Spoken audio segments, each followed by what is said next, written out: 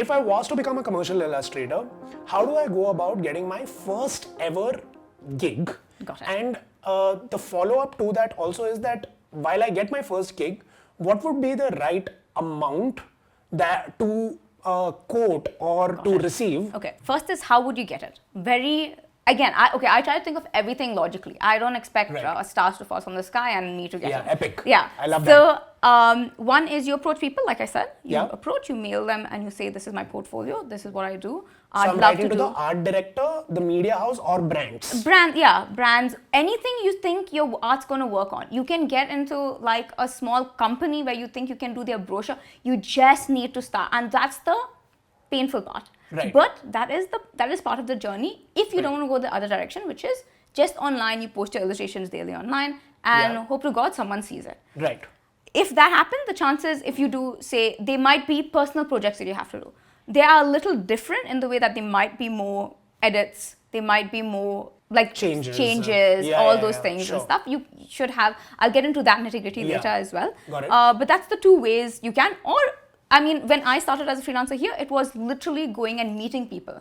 Right. Worst, hated it, but part of the deal. You Understood. have to go. Honestly, that's how I got used to driving in Bangalore. So right. great. So emails are an option.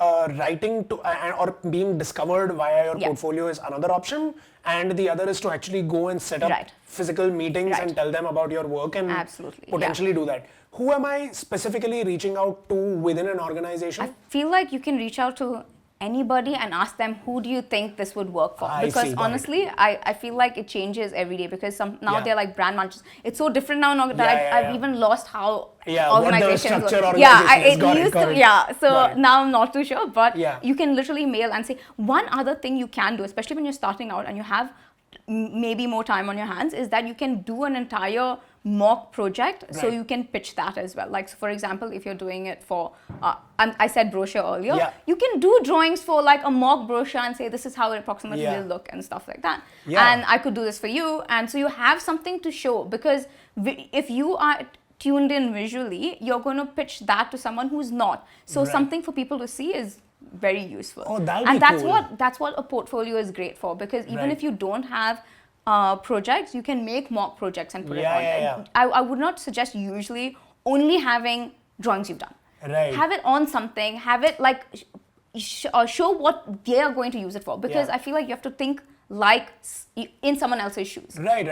I'm just looking at drawings, now what? Yeah, you know, this is very interesting, Alicia, because the way I've looked at it, the parallel that I'm also drawing to this is people who are going for interviews, right? You know, when they go for an interview, you're trying to explain to them, typically going into an interview, you're trying to say that, hey, I'm very, very qualified for this job. Like, you should give me this job.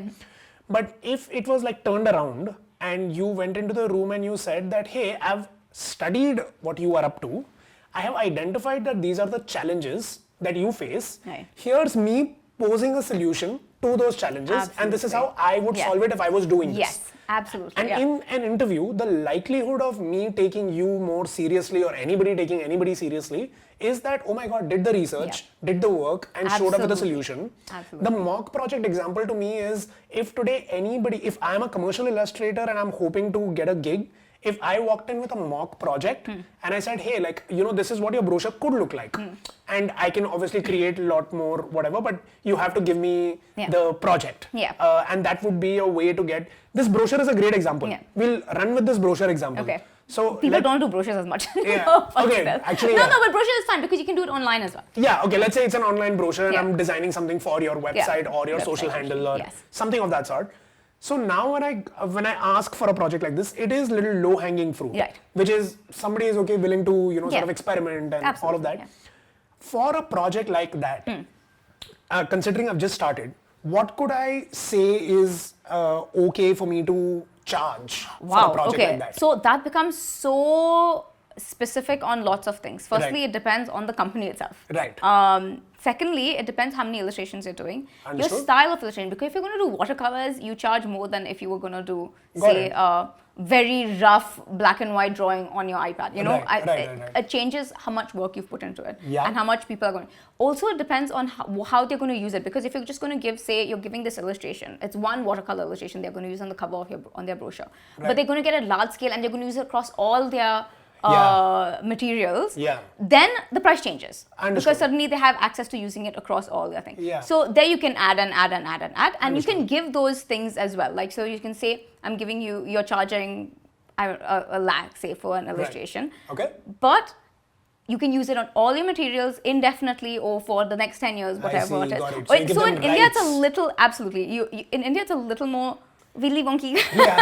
Yeah, there's no standardization to it. For like rights and stuff. So usually whenever I do give illustration, so here's, when I was in Melbourne, they used to even charge by the hour, which absolutely blows people's mind here. Like, no way. No one's charging you. No one's giving you money by the hour.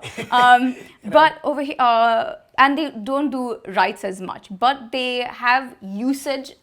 Like online now, there's a bit more realization that you can charge more if you're going to use it online, or if they get access to advertising and stuff like that. These are things, honestly, you can learn along the way. I wouldn't stress about it. But if you're just starting, charge something. Understood. That is the thing, because I feel like people are doing an all or nothing. You know, it should be.